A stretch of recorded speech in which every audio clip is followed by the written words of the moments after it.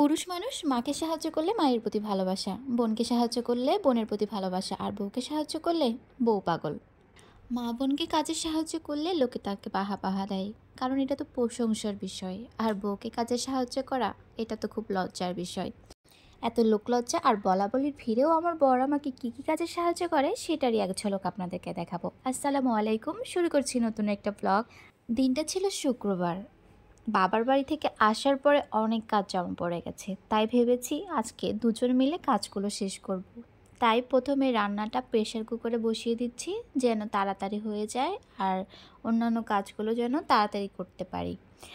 সব কিছু হাতে মাখিয়ে মুরগির মাংসটা প্রেশার কুকারে বসিয়ে দিলাম। অনেকেই ভাবতে পারেন আবার মুরগির মাংস কেন প্রেশার কুকারে, আসলে এটা বড় জাতের মুরগি, প্রেশার কুকারে না দিলে সিদ্ধ করা সম্ভব না। আর অন্যদিকে আমার সাহেব আমাকে পানির ফিল্টার পরিষ্কার করে দিচ্ছিল। কাজ করতে করতে প্রেশার কুকারে মুরগির মাংসটাও সিদ্ধ হয়ে গেছে, পরে হালকা করে চুলায় বসিয়ে রাখলাম। আজকে ঝোলের পরিমাণটা একটু বেশি দিয়েছি, কারণ রাতে একটু ছিতা রুটি বানাবো। ছিতা রুটি দিয়ে মাংসের ঝোল দিয়ে খেতে অনেক মজা লাগে।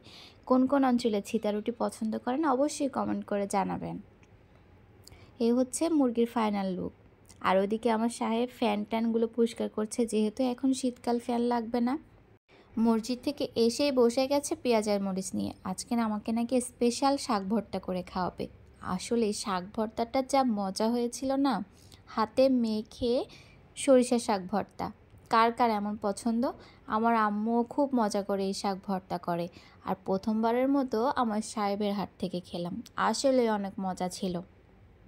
সংসার জীবনের অল্প অভিজ্ঞতা থেকেই বলছি, স্বামী স্ত্রী একে অন্যকে সাহায্য সহযোগিতা ছাড়া সংসারে সুখ শান্তি মেলে না। ধরেন আপনার স্ত্রী সারাদিন অনেক কাজ করছে, তাকে সাহায্য করতে পারেননি, কিন্তু তার কাজে প্রশংসা করেন, বলেন হ্যাঁ তুমি তো সংসারের জন্য অনেক কিছু করো। আর আপনি যদি বলেন কী বা এমন করো বাসায় শুয়ে বসে থেকে, তাহলে কিন্তু আপনার স্ত্রীর ভালো লাগবে না। কথা বলতে বলতে কিন্তু আমাদের দুপুরের খাওয়া দাওয়া শেষ।